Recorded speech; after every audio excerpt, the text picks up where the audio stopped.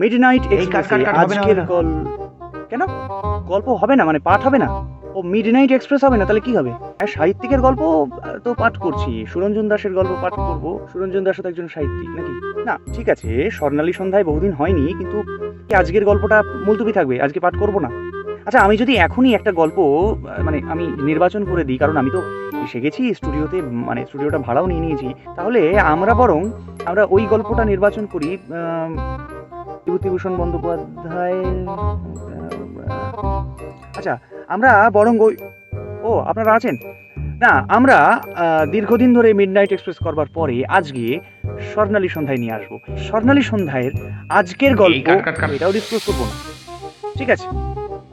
স্বর্ণালী সন্ধ্যায় আসছে আগামী শুক্রবার, আর কি গল্প আসছে আপনারা জানতে পারবেন। চোখ রাখুন সুরঞ্জনের কথায়, আপডেটেড থাকুন আর সঙ্গে থাকুন, শুনতে থাকুন।